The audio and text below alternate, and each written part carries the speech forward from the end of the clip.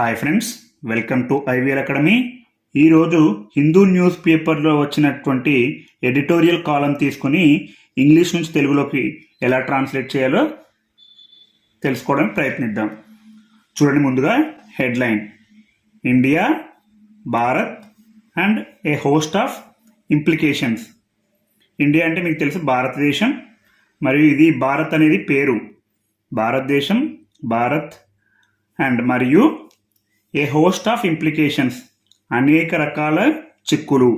ఏ host అంటే అనేకమైనటువంటి, of implications చిక్కులు. నిన్నటి క్లాస్లో చెప్పుకున్నాం ఇంప్లికేషన్స్ అంటే ఏంటంటే చిక్కులు. చూడండి, వివరాల్లోకి వెళ్తే there are historical, ideological, constitutional and international implications associated with the words Bharat and India. చూడండి, దేర్ ఆర్ అంటే సాధారణంగా మనం దేర్ ఆర్ అని మొదలు పెడుతుంటాం ఎక్కడైనా. హిస్టారికల్ చారిత్రకమైనటువంటి, ఐడియాలజికల్ సిద్ధాంతపరమైనటువంటి, కాన్స్టిట్యూషనల్ రాజ్యాంగపరమైనటువంటి అండ్ మరియు ఇంటర్నేషనల్ ఇంప్లికేషన్స్ అంటే అంతర్జాతీయ చిక్కులు. అసోసియేటెడ్ అంటే అనుబంధమై లేదా చేరి ఉన్నాయి. ఏం చేరి ఉన్నాయి? ఈ చిక్కులు అనేటువంటివి చేరి ఉన్నాయి. ఎలాంటి చిక్కులు? చారిత్రకమైనటువంటి, సిద్ధాంతపరమైనటువంటి, రాజ్యాంగపరమైనటువంటి మరియు అంతర్జాతీయమైనటువంటి చిక్కులు చేరి ఉన్నాయి. దేనితో? With the words Bharat and India. ఈ పదాలతో, భారత్ మరియు ఇండియా అనే పదాలతో ఇలాంటివి అన్నీ చేరి ఉన్నాయి. A political dimension has been added to these names. Words arising out of some opposition parties coming together under the banner and acronym India for the Indian National Development Inclusive Alliance. చూడండి, ఇక్కడ ఏ political dimension అంటే ఒక రాజకీయ కోణం, has been added అంటే జోడించబడింది, to these names words ఈ పేర్లకు లేదా ఈ పదాలకు. అరైజింగ్ అవుట్ ఏంటంటే అవి ఏం పైకి వస్తున్నాయంటే ఆఫ్ సమ్ అపోజిషన్ పార్టీస్ ప్రతిపక్ష పార్టీలు తీసుకువస్తున్నాయి. ఏంటి? ఒక కొత్త కోణాన్ని. అవేంటో చూద్దాం. కమింగ్ టుగెదర్ ఈ ప్రతిపక్ష పార్టీలన్నీ కలిసికట్టుగా under the banner and acronym. చూడండి, ఈ ప్రతిపక్ష పార్టీలన్నీ ఒక బ్యానర్ కింద కలిసి వస్తున్నాయి. మరియు యాక్రోనిమ్ అంటే సంక్షిప్త నామం. ఇండియా. చూడండి, ఇండియా ఇంతకు ముందు క్లాసులో కూడా చెప్పుకున్నాం. INDIA అంటే Indian National Development Inclusive Alliance. ఈ ప్రతిపక్ష పార్టీలన్నీ అధికార పార్టీకి వ్యతిరేకంగా అన్ని కలిసికట్టుగా వచ్చాయి కాబట్టి ఈ పేరు మార్చడం జరుగుతుందని ప్రతిపక్ష పార్టీలు ఆరోపిస్తున్నాయి.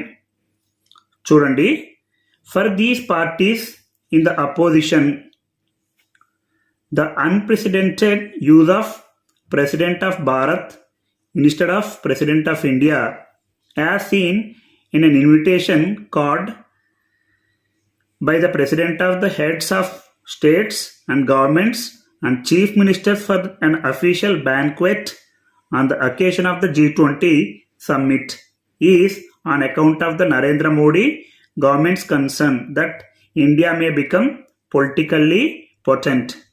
చూడండి, for these parties in the opposition ఈ పార్టీల కోసం. ఏ పార్టీలు? ప్రతిపక్ష పార్టీల కోసం. ద అన్ప్రెసిడెంటెడ్ యూజ్ అంటే అన్ప్రెసిడెంటెడ్ అంటే అపూర్వమైనటువంటి పదం.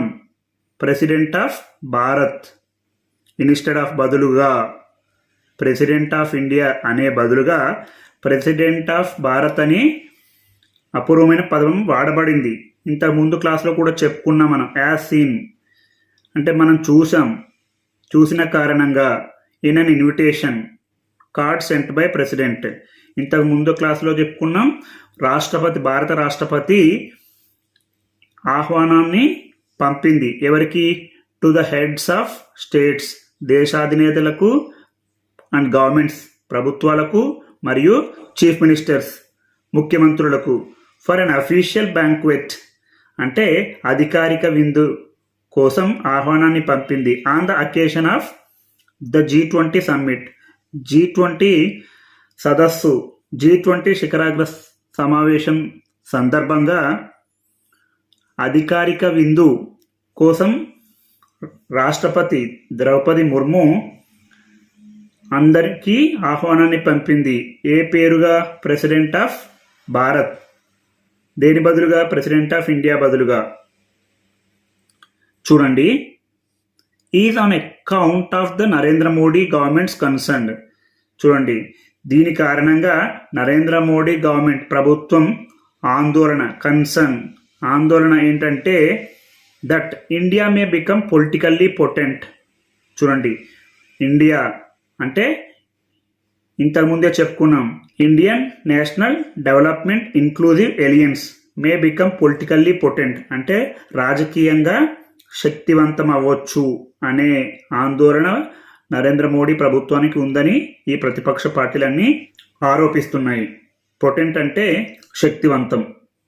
అలాగే చూడండి, keeping politics aside it would be useful to examine some of the other aspects mentioned in the first sentence to arrive at a degree of clarity on Bharat and India. Keeping politics aside, ఈ రాజకీయాలను పక్కన పెట్టి, aside అంటే పక్కన, keeping పెట్టి, it would be useful ఉపయోగకరంగా ఉంటుంది, to examine పరిశీలిస్తే, some of the other aspects ఇతర అంశాలను పరిశీలిస్తే కొంత ఉపయోగపడుతుంది.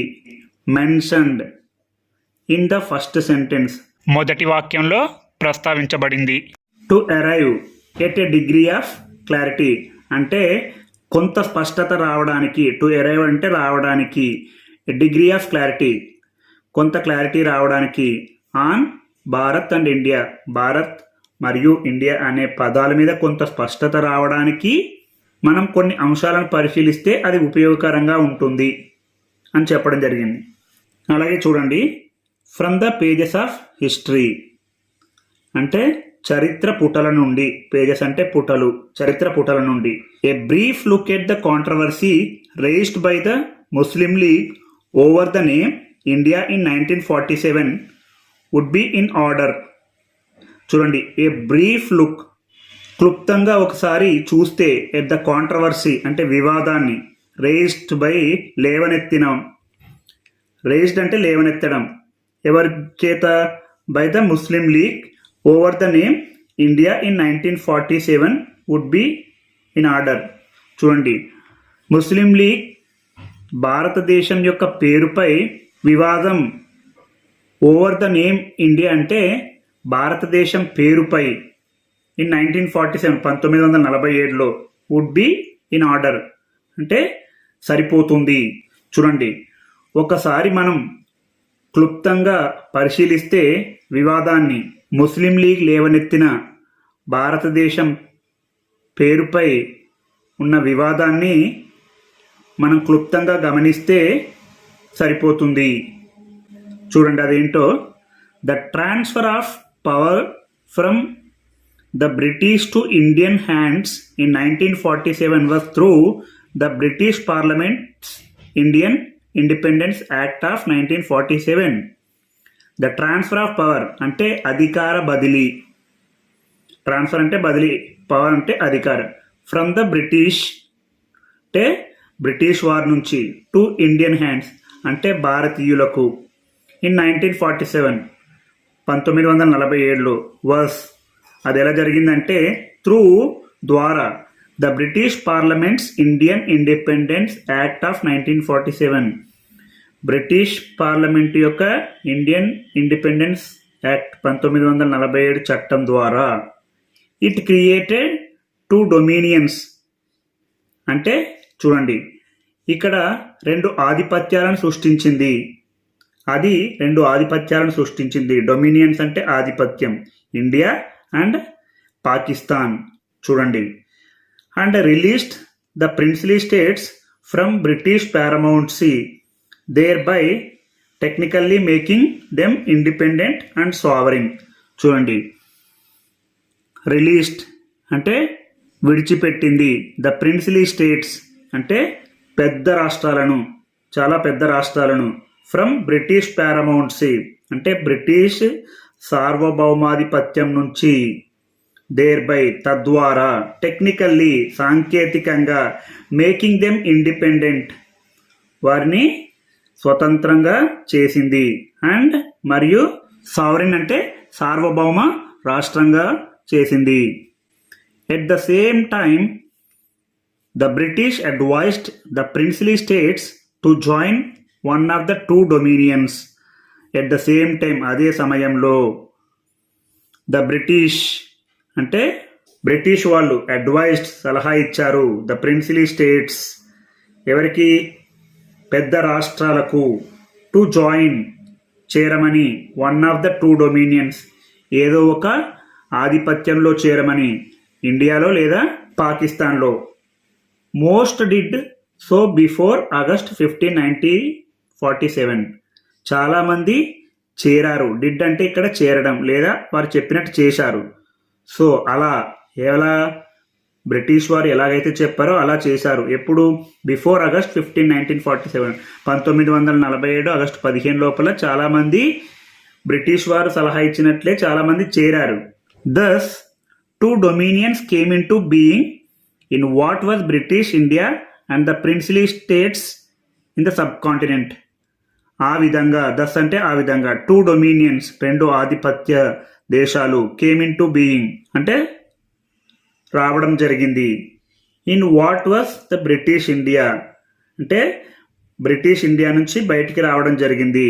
అండ్ మరియు ద ప్రిన్స్లీ స్టేట్స్ అంటే పెద్ద రాష్ట్రాలు, ఇన్ ద సబ్ కాంటినెంట్ ఉపఖండంలో. సబ్ కాంటినెంట్ అంటే ఉపఖండం. అలాగే చూడండి, Pakistan leaders favoured that India should be named either Hindustan or Bharat.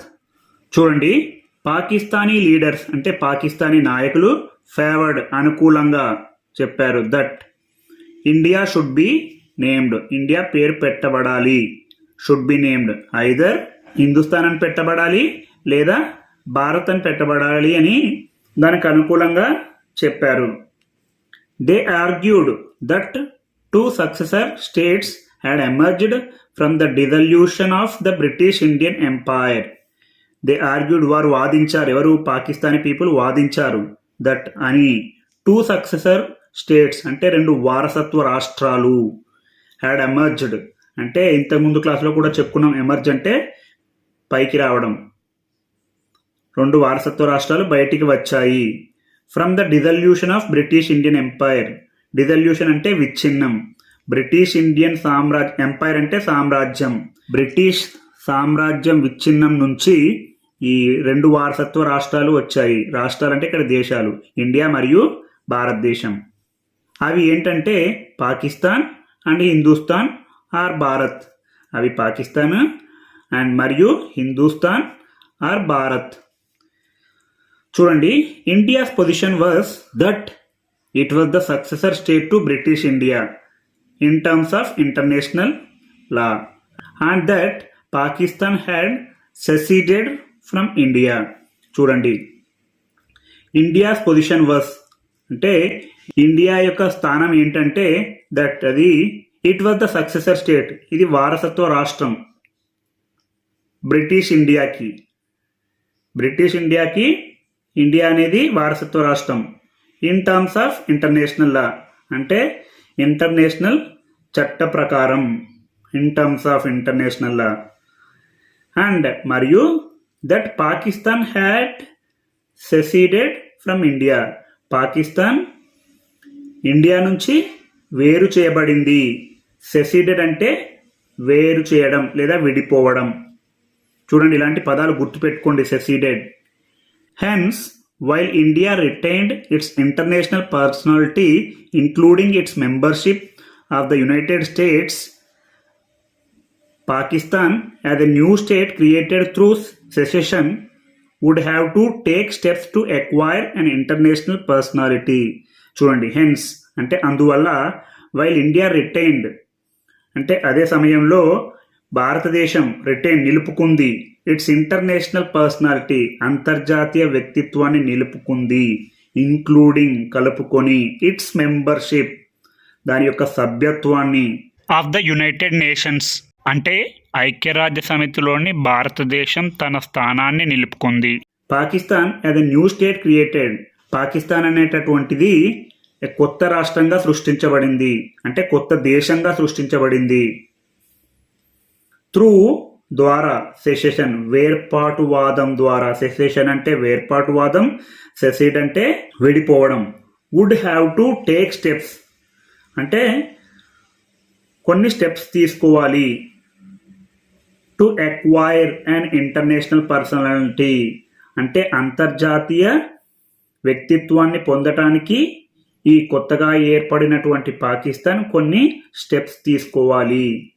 Acquire అంటే పొందడం.